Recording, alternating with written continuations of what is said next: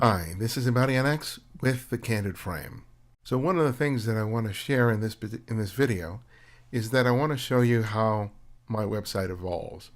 In the previous one, I showed you how quickly I was able to put up a website, thankfully to the ease by which you can do that in Squarespace. And though I was happy with the overall look of the website, I still had some concerns in terms of the images that I was choosing to showcase on the site. The look is great in terms of just how clean it is. But if we visited the section here, I have about 6 different galleries of images. The first one is Writers and Poets, which is a selection of portraits that I've done over the years. And then the second one is a thing called We Cut Heads, which is a photo essay that I did in a barber shop. I have Characters, which is street portraiture, but the one I'm going to focus on today are these 3 called In the Company of Strangers, which was a selection of images that I made in Mexico, street photography. These city streets are street photography in Los Angeles, and then Went Abroad is street photography that I did in Europe and in Mexico and Central America. Now, almost immediately when I started taking a look at the site, I felt like I was really diminishing the impact of my street photography, which I think is one of my strengths.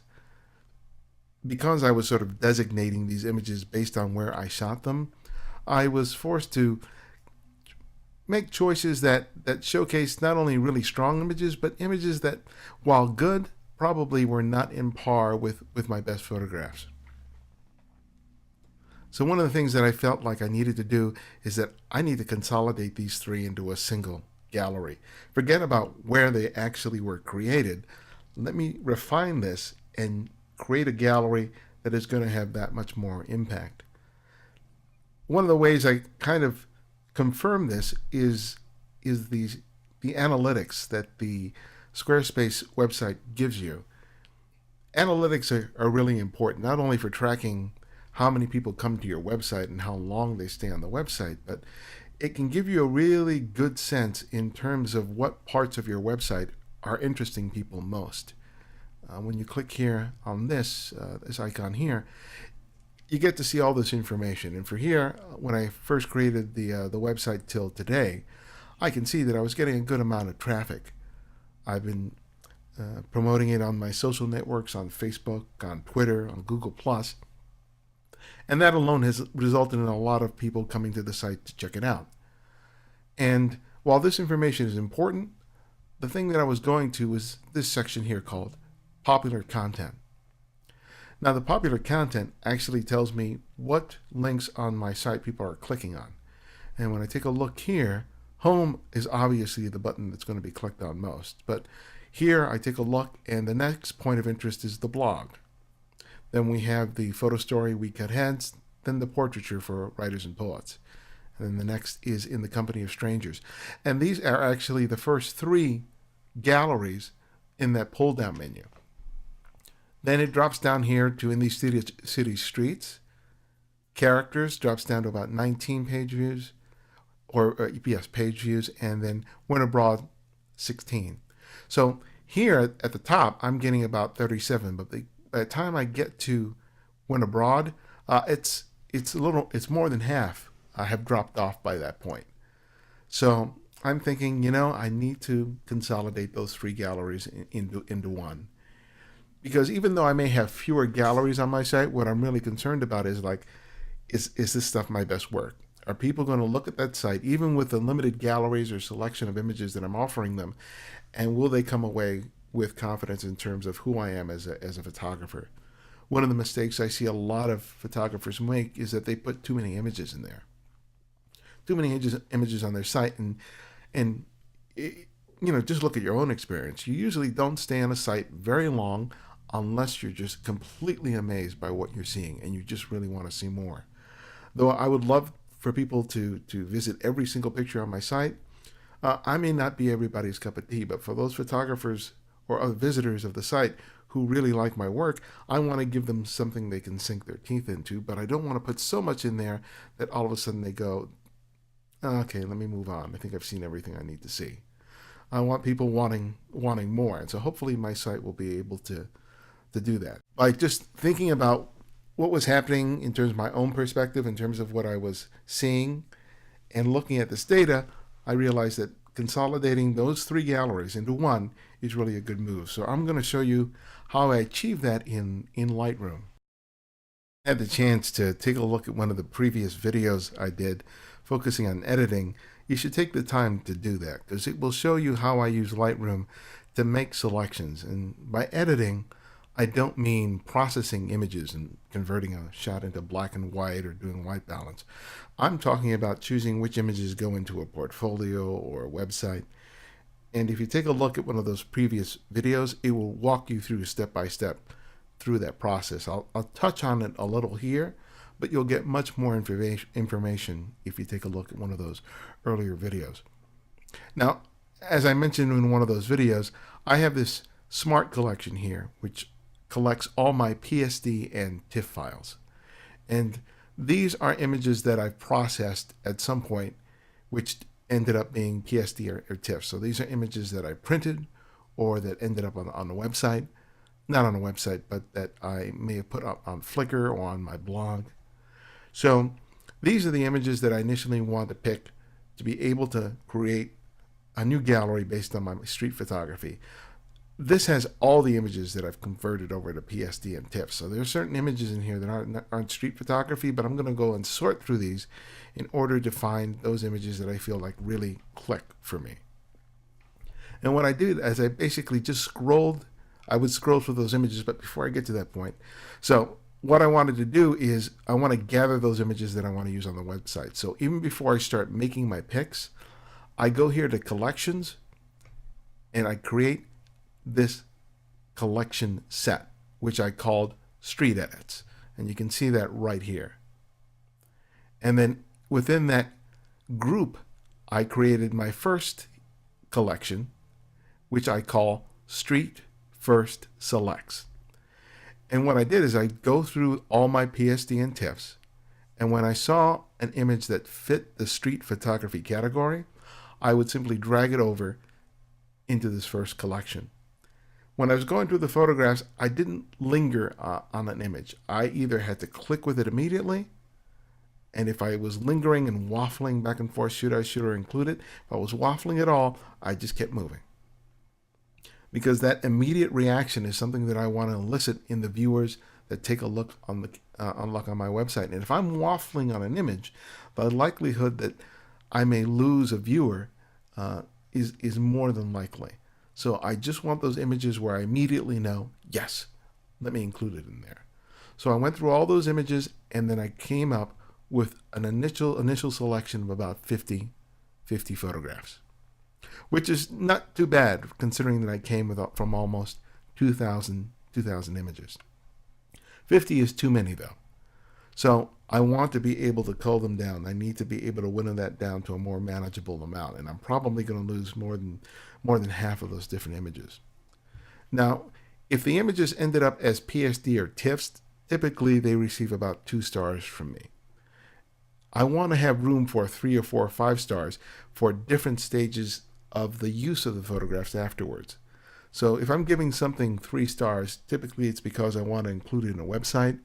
I'm going to include it in a book, a PDF, something where it's I think a collection of a photograph that's something other than just posting it on the blog or putting it on Flickr. These images are the best of the best, and I keep room for 4 stars and 5 stars for something else in the future. I don't know what it might be, but if I rated stuff 4 or 5 stars, then at that point I would start having to use flags or colors, and I want to keep things simple. So by limiting how high I rank images, it really helps me to leave myself room for that in the future in whichever way it manifests itself. So here I have 50 selects. So I know when I want to get this down to 50. So what I did, with all these images selected, I created this second category. So I went to here, to collection, and I created this street second selects, which is a real tongue twister. I don't recommend giving names like that if you're actually going to be speaking into a microphone. But anyway, I grabbed all 50 of those images and I dragged them over to these street second selects. You'll see they only have 29 images in there right now, but I'm showing you this after the fact, but it'll make sense to you in a minute, hopefully. So I had this number 50 images that I dragged over to this second category, second selects. And I'll go back to this here to show you what I actually ended up doing. So what I did is I had as my first image the image that I felt like was not necessarily my best image, but an image that I thought really captured what I try to do in terms of light and color and other things in terms of my photographs. So I started off with that particular image, and by pressing the C key on my keyboard, I get into my compare view. And what I did is, by clicking through the candidates, I was able to look at images in comparison with this. So if I came upon an image like I did this image, which initially was 3 stars, I actually reduced it to 2 because I felt like this is a good image, but I got another image of a dog in this series, which is much better, and I'd rather not have 2 dogs in an edit of about 20 or 24 images. So I ended up downgrading that to 2 stars. And I went through all those 50 images, and anytime I found an image that I felt like wasn't on par with this or better, I downgraded it to 2 stars. So remember, all these images that found their way into that those 50 selects had 3 stars. But as I started going through this edit, if I felt like it wasn't as strong as this first image, I downgraded it to 2. Some of these images I really like, but I felt like, I really need to be a real severe critic in terms of some of this work. And if I'm trying to get this down and cut it down by half, some of these images are going to have to go. So I went through this process, and when I was done, so when I go back to this, the second select here, I have these 29 images, and here's this image of the dog, which has 2 stars, and that goes. So now I have 28 photographs in here. And that's a good selection, I think. That's a good selection, but I felt like I could do a little tighter edit. And so I looked through these thumbnails and I felt like, okay, I need to get rid of 4. Why 4? I really can't tell you. I just felt like 24 was a good number for me. Sometimes, depending on the gallery, it might be 20 images. It might go down to 18. Again, I'm trying to create something that has impact, and I felt like in my gut that I need to get rid of 4 images. So I looked through these photographs and I made this final select of about 24. So some of the images that I got rid of was this one that I shot in Italy, which is a nice moment, but I felt like, I've done better than that. I've done better than that. And there's this other image here with the building here. I like the photograph, but again, I just felt like, okay, I don't want to include it in this final edit. So I went through all those photographs, and I was just like really brutal with myself and just said, get it down to 24. And sometimes when I feel that resistance, it's probably a good sign that I'm on the right path. It can be really difficult to edit them down to this point, but it really is important to do. At least for me it is. So I got down to about 24 images here. And when I got to be honest with you, when I got these 24 images in there, I looked at them collectively and I felt like, I don't know if I really like this. And what I decided to do, and one of the tools that I use to really get past that emotional reaction to my own photographs, is that let me look at them in another way other than just looking at these thumbnails, because sometimes these thumbnail views don't really give me a good sense, which is one of the reasons I love using the book module in Lightroom. So with the book module, I'm actually able to create a book layout, and this is let me clear the layout here so you can see how this starts. So what I want to be able to do is I want to take a look at how those 24 images would look if I were designing a book. How would they look splayed out on a page? Because sometimes my own experience of my photographs is very different when I'm looking at them within the context of them being printed or being laid out in a book. And Lightroom really makes it easy for you. Here you have these presets. for blurb, if you want to put it through blurb or for a PDF. I usually use PDF most of the time. And then here I just created a large square book. Change size and layout. We'll go okay with that. All the stuff in terms of the paper is not particularly important because I'm not going to be laying them out that way. And here's the more important part, auto layouts. I've created a full frame pages preset for myself. Again, if you take a look at one of the earlier videos, you'll see I walk you through how to do that. So what I've done is I select these street final selects, which consist of 24, and all I have to do is just go auto layout. And it automatically lays out the images for me in terms of a book layout. So if this was going to be presented as a PDF, this is how it would look. Or if I actually printed them out as a PDF, this is how they look. And now when I take a look at the photographs in terms of how they might look on a page, I feel a little calmer about the images that I selected. It seems like even though this is all created in the order that I have them displayed in terms of my thumbnails, I'm liking some of the relationships that I'm seeing here between images. If at any other point I wanted to move one image into another position, I could certainly do that. But just from what Lightroom gave me out of the box, I'm pretty pleased with it. And when I look at it within this content, I go, you know, most of these images are working pretty well together. I kind of like how this is feeling. I always have the option of changing it later, but I felt like, okay, yeah, let me go with this. And if you go back, you can see you can save the PDF later, and with this layout, one of the things I wanted to really sort of determine is what my lead image is and what's my last image going to be. The intermediate images are always important, but I always know that, okay, I want to start off with one of my strongest images, and I started off with this image that is on the cover of my first book, Chasing the Light, and I chose to end with this last image, which I thought was where I want to go with my photography, and I'll discuss what that is in another video. But when I look at this layout, I go, yeah, this is really, really working for me.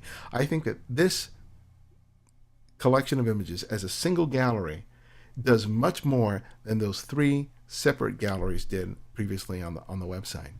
So I'm really happy with that. So all I had to do at this point is go back to my library section. I have my 24, and then simply export the images to my hard drive with these settings here so that I can upload it to the site. So now I'm back in Squarespace, and now I want to make those changes to my website. So now I'm going to take those categories that I no longer want on my website. So in these 3D streets, I take it from the main navigation, and I drag it here to not linked. So it means I'm still keeping these sections. I'm not completely deleting them, because at some point I may want to use some of those images again, but I want to get rid of them. So now I have writers and poets, week at heads, and characters, and now I just want to add this one that I created in the streets and drag it over here. And now when I go back to my website, I'm going to lead with in the streets, writers and poets, week at heads, and characters. So I've gone from 6 categories down to 4.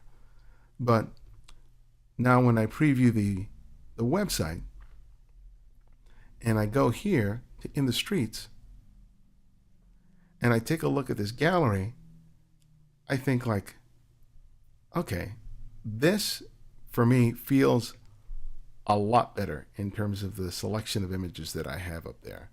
I think people can go through this view of these shots, even though it may not be as many as I had before, but I think people will get a sense in terms of what I do as a street photographer when it comes to color, to light, and especially how I sort of build relationships with people in their environment, which are sort of the 3 critical considerations that I'm always making when I'm shooting on in the street.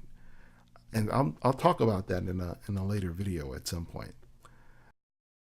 Check out the final result. You can visit ibarionex.net and see the site live and in color. And hopefully you'll like the improvements I've made.